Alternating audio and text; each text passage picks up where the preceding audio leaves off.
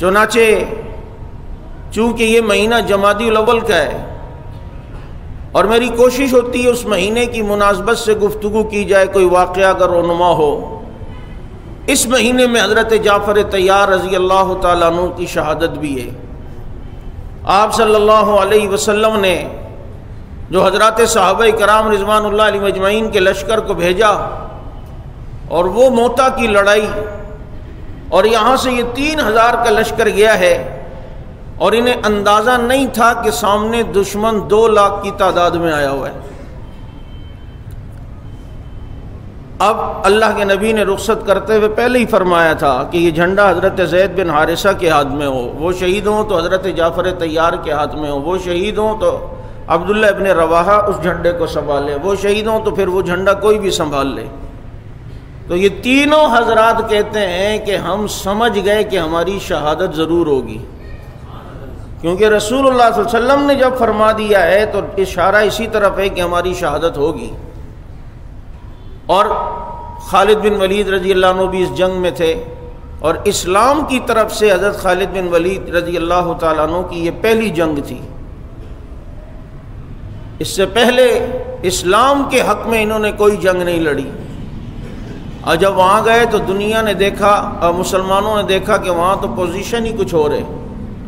تو 1-2 حضرات کی رائے آئی کہ مدینہ منورہ میں خط لکھ کر بھیجا جائے اور یہ صورتحال بتائی جائے اور کہا جائے کہ کمک بھیجی جائے کہ یہاں تو 3000 ہیں ہم اور وہ 2 لاکھ کے لشکر کو لائے ہیں۔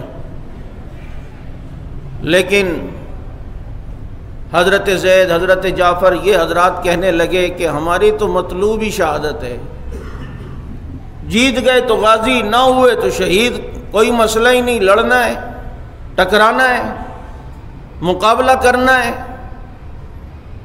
اتنی بڑی جمعیت کے سامنے اتنے کم افراد بظاہر اسباب کے درجے میں اور دشمن کے مقابلے میں ڈٹ جانے والوں کو دنیا صحابہ کہتی ہے۔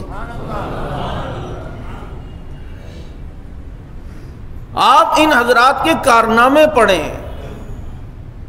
پھر آپ کو اندازہ ہوگا کہ انہوں نے کس طرح یہ دین ہم تک پہنچایا ہے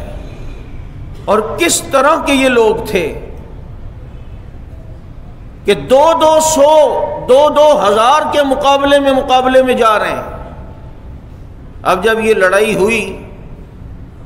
اور حضرت زید رضی اللہ عنہ شہید ہوئے، جھنڈا اللہ کے نبی کو بذریعہ وحی پتہ چل رہا تھا، اور اللہ کے نبی مسجد میں آتے تو بہت پریشان، چہرے سے پریشانی نظر آتی، اور اللہ تعالیٰ بذریعہ وحی بتا رہے تھے۔ ایک نماز میں نبی آئے، فرمایا لوگوں زید شہید ہو گئے ہیں۔